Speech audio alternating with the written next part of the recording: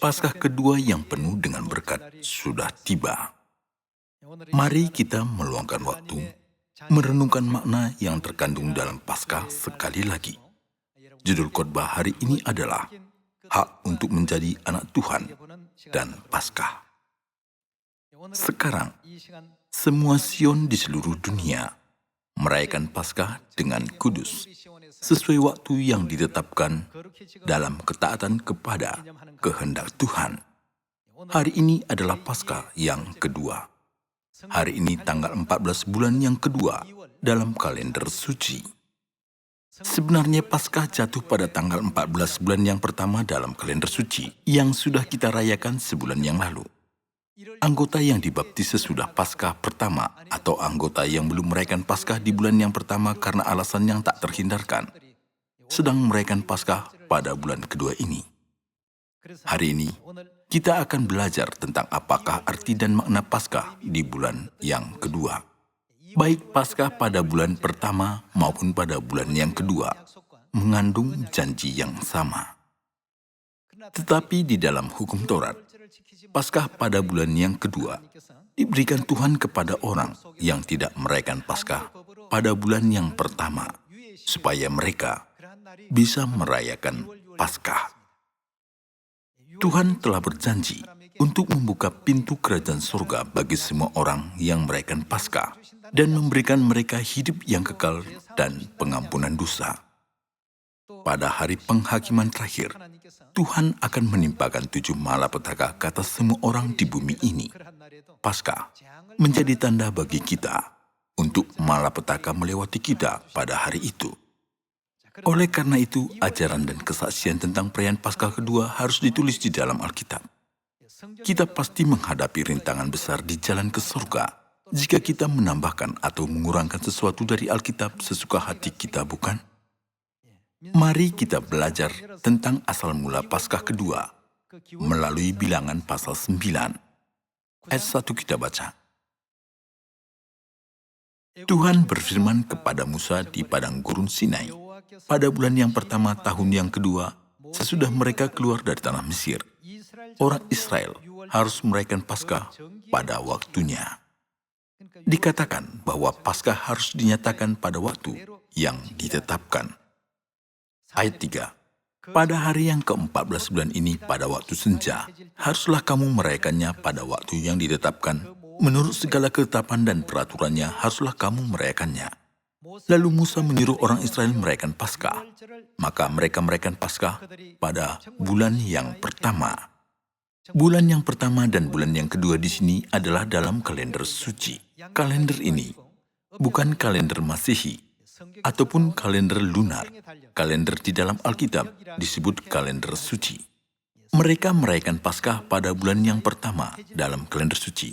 Pada hari yang ke-14 bulan itu pada waktu senja di padang gurun Sinai. Tepat seperti yang diperintahkan Tuhan kepada Musa. Demikianlah dilakukan orang Israel. Ayat 6. Tetapi ada beberapa orang yang najis oleh karena mayat, sehingga tidak dapat merayakan Paskah pada hari itu. Mereka datang menghadap Musa dan Harun pada hari itu juga, lalu berkata kepadanya, "Sungguh pun kami najis oleh karena mayat. Dengan dasar apakah kami dicegah mempersembahkan persembahan bagi Tuhan di tengah-tengah orang Israel pada waktu yang ditetapkan?" Lalu jawab Musa kepada mereka, "Tunggulah dahulu, aku hendak mendengar apa yang akan diperintahkan Tuhan mengenai kamu." Lalu berfirmanlah Tuhan kepada Musa, "Katakanlah kepada orang Israel, apabila salah seorang di antara kamu atau keturunanmu najis oleh karena mayat, atau berada dalam perjalanan jauh, maka ia harus juga merayakan Paskah bagi Tuhan." Kapan dirayakan? Pada bulan yang kedua, pada hari yang ke-14, pada waktu senja.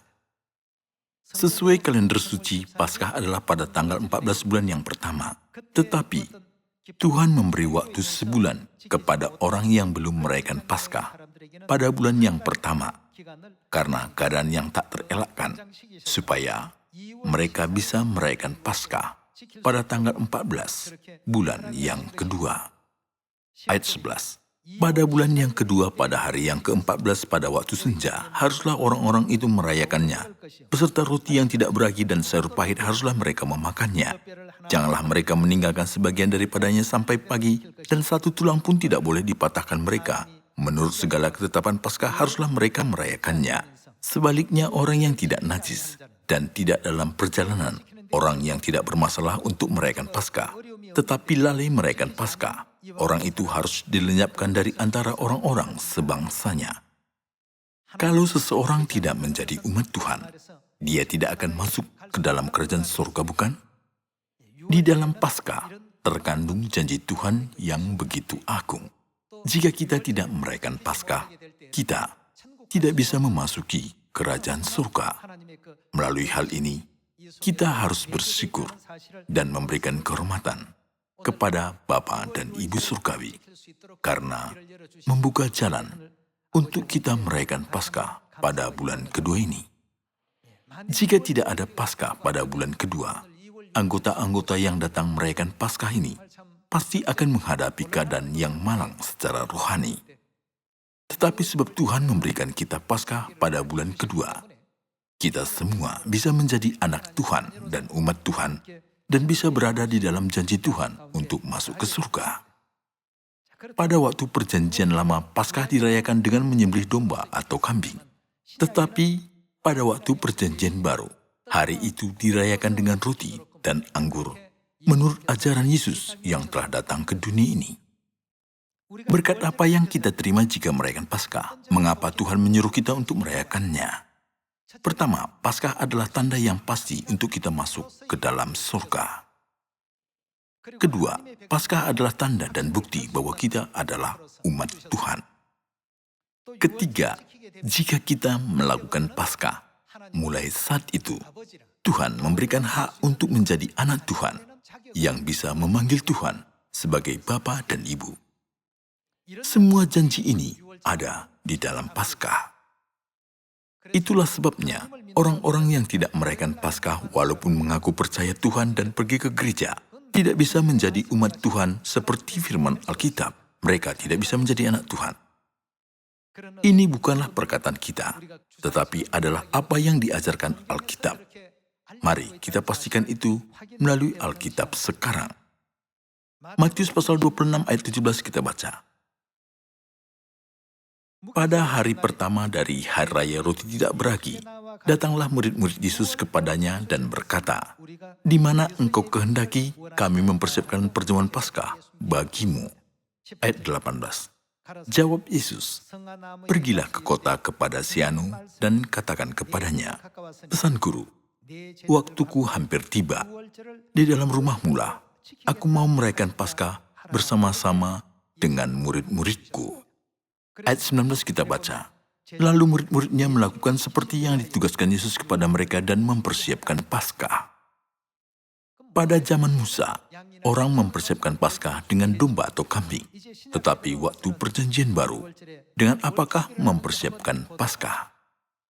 Kita bisa melihat mereka mempersiapkan roti dan anggur. Ayat 26 kita baca. Dan ketika mereka sedang makan, Yesus mengambil apa? Mengambil roti, mengucap berkat atas roti itu, memecah-mecahkannya lalu memberikannya kepada murid-muridnya dan berkata, "Ambillah, makanlah. Inilah apa? Inilah tubuhku." Yesus memberikan roti Paskah. Ayat 27 kita baca. Sesudah itu ia mengambil cawan. Di dalam cawan ini ada anggur Paskah.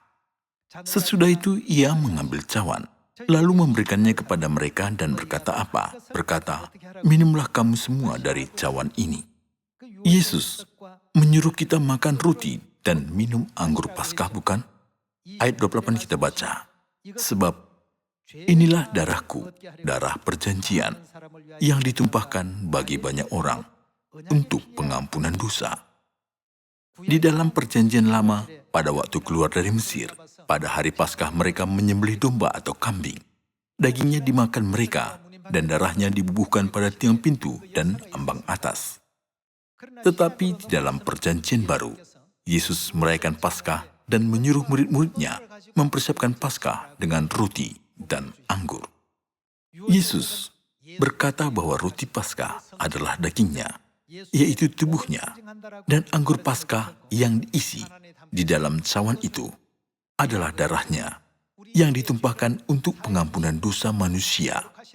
Dia menjelaskan pengajaran ini di dalam Matius pasal 26 ayat 26 sampai 27. Yesus berkata, "Cawan inilah darahku, darah perjanjian, yang ditumpahkan bagi banyak orang untuk pengampunan dosa." Dia sudah mengajari kita bahwa darahnya mengandung janji ini. Barang siapa menerima Kristus Ansanghong yang telah datang ke bumi pada zaman Roh Kudus ini, dan menerima roh dan pengantin perempuan di dalam kebenaran perjanjian baru Paskah, ia akan mempunyai hidup yang kekal. Demikianlah janji dari Tuhan. Mari kita lihat Tuhan memberi janji ini melalui Yohanes pasal 6. Ayat 53 kita baca. Maka kata Yesus kepada mereka, "Aku berkata kepadamu, sesungguhnya jikalau kamu tidak makan daging anak manusia dan minum darahnya, kamu tidak mempunyai apa, tidak mempunyai hidup di dalam dirimu." Artinya, jika kita tidak makan roti Paskah yang melambangkan daging Yesus Kristus dan tidak minum anggur Paskah yang melambangkan darah Kristus, apa yang tidak ada di dalam kita? Hidup tidak ada di dalam kita.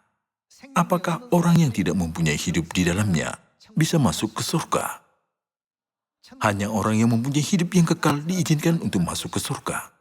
Itulah sebabnya di bumi ini Tuhan telah menetapkan suatu peraturan yang bernama Paskah untuk menjanjikan hidup yang kekal kepada kita. Hari-hari raya tahunan lain harus dirayakan setahun sekali. Tetapi kalau Paskah, Tuhan mengizinkan orang yang belum merayakan Paskah pada bulan pertama karena keadaan yang tak terelakkan merayakan Paskah pada bulan kedua. Tuhan telah berkata kepada orang yang mengabaikan Paskah kedua juga bahwa mereka harus dilenyapkan dari antara umat Tuhan. Oleh karena itu, di dalam Yohanes pasal 6 ayat 53 berkata, "Jika kamu tidak makan daging anak manusia dan minum darahnya, kamu tidak mempunyai hidup di dalam dirimu." Daging dan darah anak manusia tersebut adalah roti dan anggur Paskah menurut firman Matius pasal 26 yang telah kita baca. Yesus berkata, "Roti Paskah adalah dagingku dan anggur Paskah adalah darahku." Jadi orang yang tidak makan roti dan minum anggur Paskah tidak mempunyai hidup di dalamnya. Orang yang tidak mempunyai hidup tidak bisa masuk ke surga. Dengan kata lain, ayat ini dimaksudkan Yesus bahwa mereka tidak bisa masuk ke surga, bukan? Ayat 54 kita baca, "Barang siapa makan dagingku dan minum darahku." Artinya, barang siapa makan roti Paskah dan minum anggur Paskah, ia mempunyai apa? Ia mempunyai hidup yang kekal, dan aku akan membangkitkan dia pada akhir zaman. Sebab dagingku adalah benar-benar makanan dan darahku adalah benar-benar minuman. Barang siapa makan dagingku dan minum darahku, ia tinggal di dalam aku dan aku di dalam dia. Sama seperti Bapa yang hidup mengutus aku dan aku hidup oleh Bapa. Demikian juga barang siapa yang memakan aku akan hidup oleh aku. Saudara-saudari, roti dan anggur Paskah ini bukanlah sekedar roti dan anggur, melainkan roti dan anggur yang mengandung janji Tuhan. Kita harus mengerti upacara ini sangatlah penting. Jika begitu, apakah artinya kita makan roti Paskah dan minum anggur Paskah? Itu berarti bahwa kita mewarisi daging kudus Tuhan dan darahnya yang kudus, bukan? Sebab daging Tuhan dan darahnya ada di dalam kita. Apakah hubungan di antara Tuhan dan kita? Hubungan di antara orang tua dan anak. Karena ada hubungan di antara Tuhan dan kita, suatu hak diberikan kepada kita. Apakah itu? Kita menerima hak untuk memanggil Tuhan sebagai Bapa dan Ibu. Apakah sudah ada firman tentang hal ini? Kita baca 2 Korintus pasal 6 ayat 17. Sebab itu keluarlah kamu dari antara mereka, dan pisahkanlah dirimu dari mereka, firman Tuhan. Dan janganlah menjamah apa yang najis, maka aku akan menerima kamu. Dan aku akan menjadi siapa? Bapamu. Dan kamu akan menjadi siapa? Anak-anakku laki-laki, dan anak-anakku perempuan. Demikianlah firman Tuhan yang Maha Kuasa. Di sini, membangun hubungan di antara bapa dan anak. Tuhan telah mengatur hubungan antara putra dan putrinya. Tuhan membangun hubungan di antara dia dan kita, sebagai hubungan di antara orang tua dan anaknya. Ajaran ini diberikan sesudah memberikan ajaran apa? Mari kita baca firman di 1 Korintus yang adalah surat kepada jemaat di Korintus. Kita sedang membaca 2 Korintus, tetapi mari kita baca 1 Korintus pasal 11 ayat 22. Apakah kamu tidak mempunyai rumah sendiri untuk makan dan minum? Atau maukah kamu menghinakan jemaat Allah dan memalukan orang-orang yang tidak mempunyai apa-apa? Apakah yang kukatakan kepada kamu, memuji kamu? Dalam hal ini aku tidak memuji. Sebab apa yang telah kuteruskan kepadamu telah aku terima dari Tuhan, yaitu bahwa Tuhan Yesus pada malam waktu ia diserahkan mengambil roti. Dan sesudah itu ia mengucap syukur atasnya. Ia memecah-mecahkannya dan berkata, inilah tubuhku yang diserahkan bagi kamu. Perbuatlah ini menjadi peringatan akan aku. Demikian juga ia mengambil cawan sesudah makan lalu berkata, cawan ini adalah perjanjian baru yang dimeteraikan oleh darahku. Perbuatlah ini setiap kali kamu meminumnya menjadi peringatan akan aku. Hari raya apakah ini? Di dalam ayat ini disebutkan, Paskah yang muncul di dalam Lukas pasal 22 ayat 19 sampai 20. Kita sedang membaca 1 Korintus pasal 11. Paulus telah mengirim surat 1 Korintus kepada jemaat di Korintus terlebih dahulu, kemudian mengirimkan 2 Korintus. Di dalam 2 Korintus pasal 6 ayat 18 dengan sebutan apakah kita harus memanggil Tuhan?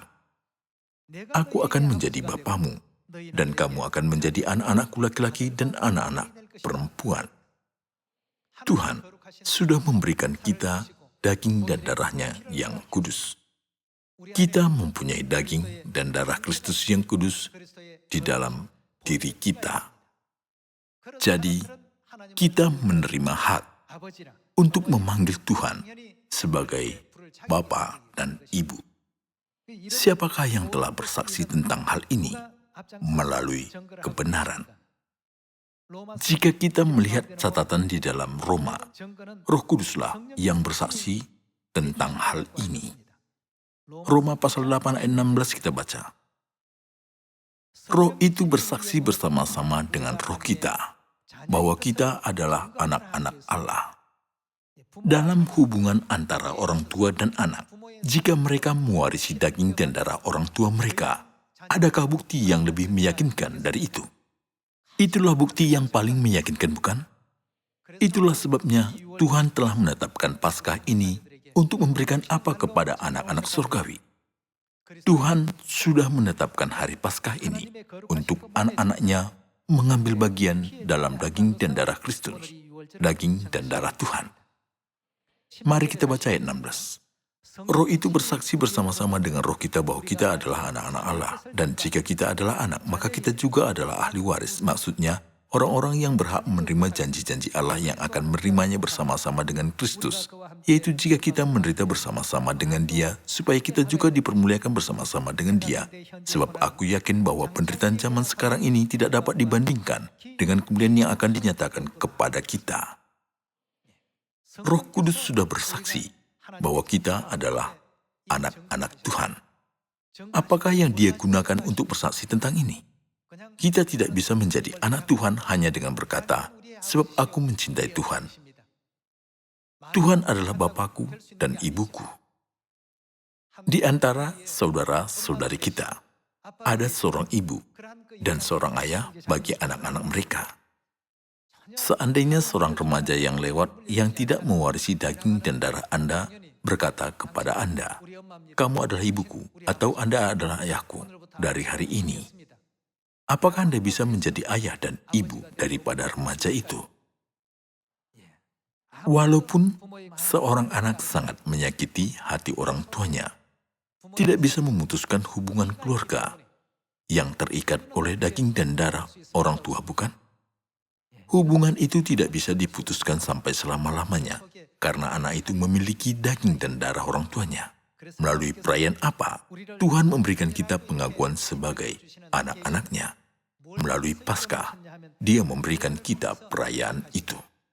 Aku akan melindungimu waktu kamu menyeberang melalui air. Aku akan melindungimu walaupun kamu berjalan melalui api. Aku akan menjagamu. Dengan demikian, Tuhan berjanji untuk memimpin kita seumur hidup. Tidak masalah ke jalan mana Dia menuntun kita, itu selalu akan menjadi jalan terbaik yang akhirnya menuntun kita ke kerajaan surga. Dan juga Dia berjanji untuk menolong kita dalam kesulitan apapun. Itu dikarenakan kita menjadi anak laki-laki Tuhan dan anak-anak perempuan Tuhan. Mari kita baca Yesaya pasal 41 ayat 10. Janganlah takut sebab aku menyertai engkau. Janganlah bimbang sebab aku ini Allahmu. Aku akan meneguhkan, bahkan akan menolong engkau. Aku akan memegang engkau dengan tangan kananku yang membawa kemenangan. Sesungguhnya, semua orang yang bangkit amarahnya terhadap engkau akan mendapat malu dan kena donda. Orang-orang yang membantah engkau akan seperti tidak ada dan akan binasa. Engkau akan mencari orang-orang yang berkelahi dengan engkau, tetapi tidak akan menemui mereka. Orang-orang yang berperang melawan engkau akan seperti tidak ada dan hampa. Sebab aku ini, Tuhan Allahmu, memegang tangan kananmu dan berkata kepadamu, janganlah takut, akulah yang menolong engkau. Tuhan tidak sembarangan menolong siapapun. Menurut firman Tuhan, Dia menolong kita karena kita adalah anak-anak surgawi. Dan apa yang Dia berikan kepada kita, hidup yang kekal. Seorang anak harus mewarisi DNA dari orang tuanya, bukan? Tuhan mewariskan DNA-nya, yaitu hidup yang kekal, kepada kita dengan daging dan darahnya. Oleh karena itu, Tuhan telah berjanji di dalam Yohanes pasal 6 dengan berkata, barang siapa makan roti Paskah dan minum anggur Paskah, ia mempunyai hidup yang kekal dan aku akan membangkitkan dia pada akhir zaman, bukan? Namun sebaliknya, mereka yang tidak makan roti dan minum anggur Paskah bukanlah anak-anak Tuhan, karena mereka tidak memiliki daging Tuhan dan darah Tuhan yang kudus, bukan?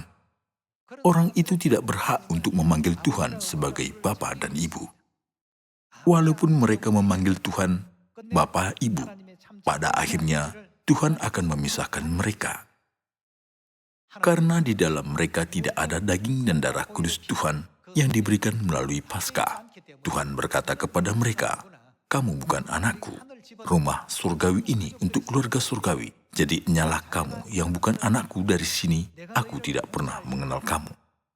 Oleh karena itu, Yesus Kristus memberikan kita roti dan anggur Paskah dan berkata, inilah dagingku, inilah darahku. Ini adalah perjanjian baru yang diadakan untuk kamu. Tuhan memberikan kita janji ini sebagai suatu perjanjian.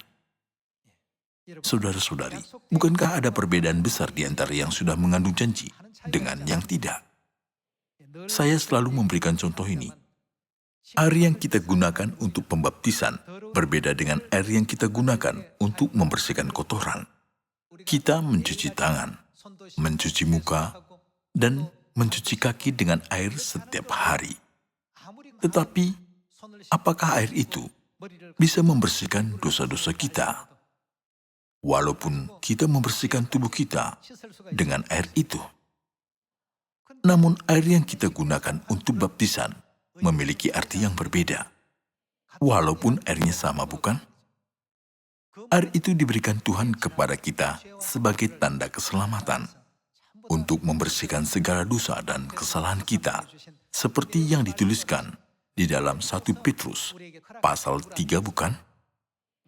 Walaupun air yang sama, air yang telah dijanjikan berkuasa untuk pengampunan dosa. Air itu berbeda dengan air yang tidak dijanjikan. Roti dan anggur yang kita makan dan minum hari ini mengandung janji Tuhan. Pada hari ini, pada Paskah ini, Tuhan memberikan kita hak untuk kita menjadi anak Tuhan. Roti dan anggur Paskah bukanlah hanya sepotong roti dan secangkir anggur. Kita harus mengingat bahwa ada janji Tuhan di dalam roti dan anggur Paskah ini. Sejak saat ini, kita boleh memanggil Tuhan sebagai Bapa dan Ibu sepuasnya. Tuhan akan melindungi kita dan menolong kita kapan saja dan dimanapun kita berada. Saya berharap semua anggota keluarga kita akan masuk ke dalam surga di bawah berkat Bapa dan Ibu. Memang, kita akan hidup bahagia di surga, tetapi saya ingin semua anggota-anggota di Sion akan penuh dengan cinta, kebahagiaan, dan perdamaian selama hidup di bumi ini. Kita menjadi anggota keluarga surgawi melalui hari raya Paskah ini. Paskah ini adalah perjanjian yang tidak bisa kita peroleh, walaupun kita membayar dengan ribuan keping emas. Kita telah menerima hal yang sangat berharga hari ini. Kita semua harus menjadi orang yang mampu memberikan lebih banyak kemuliaan dan ucapan syukur kepada Bapa dan Ibu Surgawi, menjadi iman yang lebih berkarunia pada masa yang akan datang, dan untuk menjadi semakin dekat dengan Tuhan. Saya sekali lagi mengucap syukur dan memberi kehormatan kepada Bapa dan Ibu Surgawi karena memberikan kita berkat yang begitu berharga ini. Saya menutup khotbah, terima kasih.